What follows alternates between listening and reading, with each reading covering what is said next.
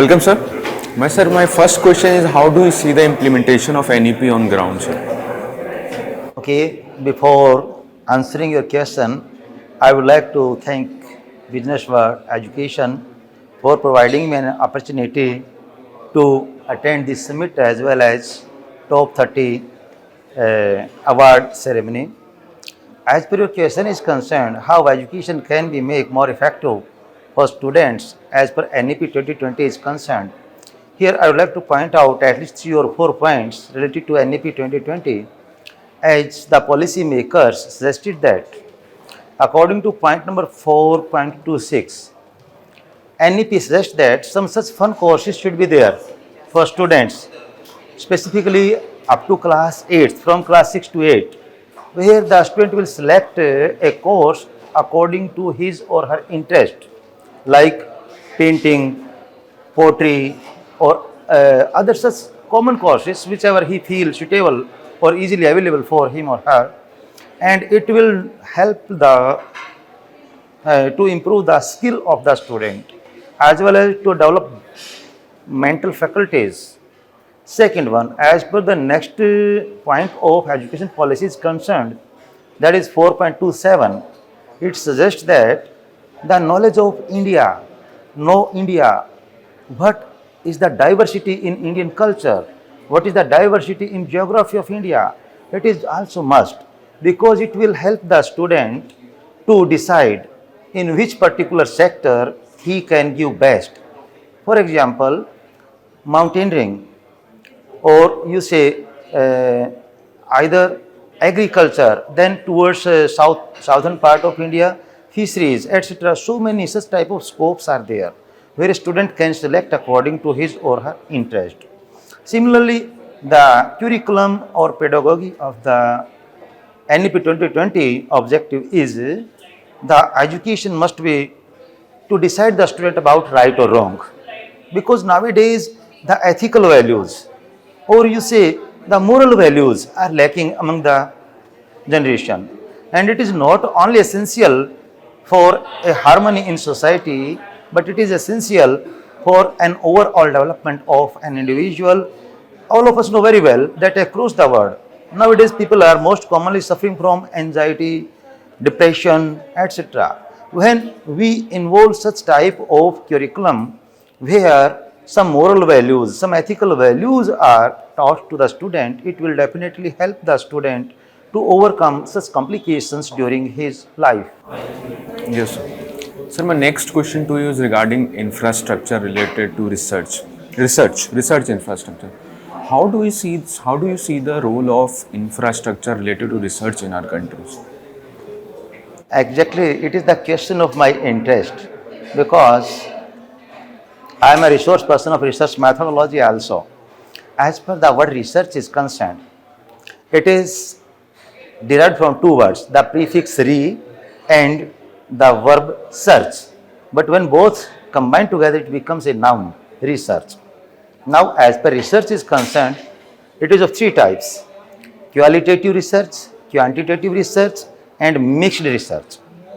As per qualitative research is concerned, the qualitative research is most commonly carried on literature, or you say it is the research which is commonly based upon hypothesis like that. As per quantitative research is concerned, it is based on statistical methods, and in mixed research both qualitative as well as quantitative research is carried on. Now, as per infrastructure of research is concerned, first of all, reproducible literature should be available for a research scholar.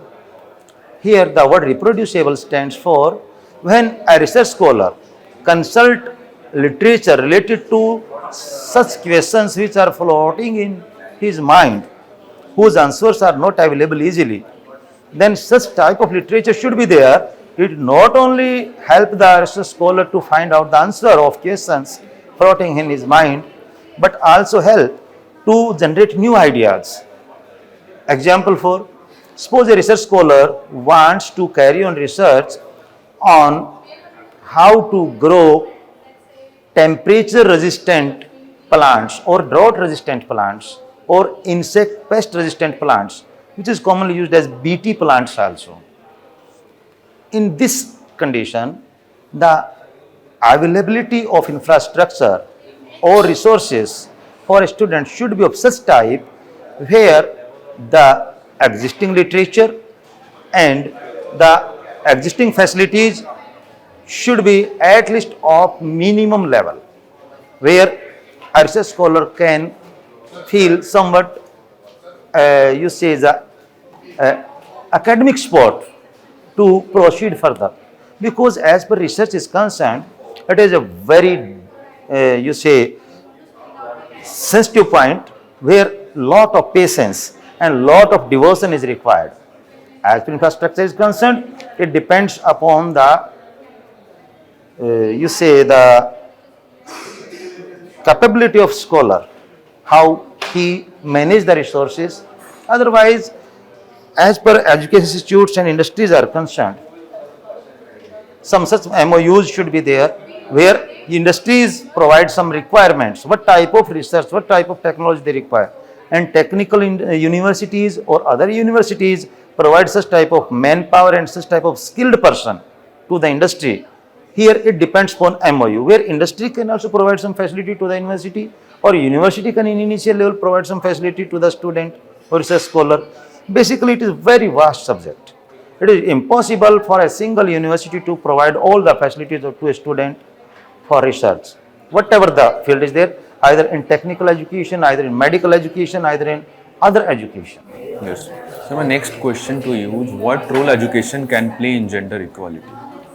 As per gender equality is concerned, again, I have already mentioned according to Education Policy 4.28, where moral values and what is right and what is wrong, that is the basis of moral gender equality, because moral education help the person not only to become a civilized person, but he knows what is right and wrong. When a person knows about right and wrong, then there is no need to tell him about gender equality, because he knows very well whatever the gender is there, at least he or she is a person, and there is no need to tell him further if moral education or ethical values are taught to a student in early stage. So my next question to you is, what role you see that education can play in ending conflicts and environments, making people aware about environment? As per environment is concerned, on the basis of personal experiences, all the people are aware up to an extent only. The reason being, again, lack of knowledge. And knowledge always comes from the through interaction. When we interact with a particular situation, we feel the need of suitable, or you say adaptable conditions. Example for, when pandemic was there, shortage of oxygen was there, it was a medical issue.